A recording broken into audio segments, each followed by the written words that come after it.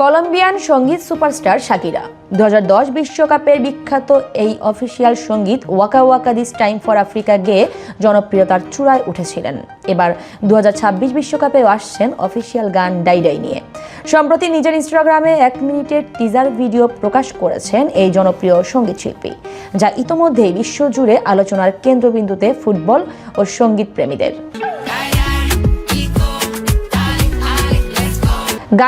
গানে তার সঙ্গে রয়েছেন নাইজেরিয়ার জনপ্রিয় আফরোবিটস শিল্পী বার্না বয়। ভিডিওতে দেখা যায় ব্রাজিলের ঐতিহাসিক মারাকানা স্টেডিয়ামের মাঠে শাকিরাকে, হাতে আসন্ন বিশ্বকাপের অফিসিয়াল বল ট্রিয়ন্ডা। ফুটবল ইতিহাসের ধারাবাহিকতাকে তুলে ধরতে কোরিওগ্রাফিতে ব্যবহার করা হয়েছে 2006, 2010 ও 2014 বিশ্বকাপের অফিসিয়াল বল।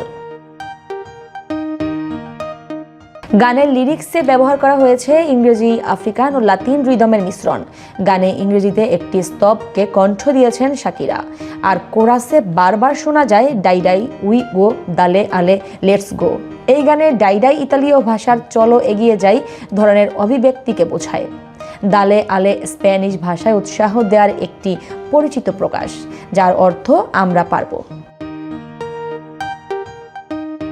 ভিডিওতে বিভিন্ন দেশের জাতীয় দলের জার্সি রঙে সাজানো নৃত্যশিল্পীরা অংশ নেন, যা পুরো পরিবেশকে বিশ্বকাপ উৎসবের রূপ দিয়েছে।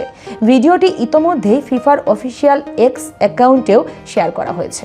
জানা গেছে আগামী 14 মে গানটি আনুষ্ঠানিকভাবে প্রকাশ করা হবে।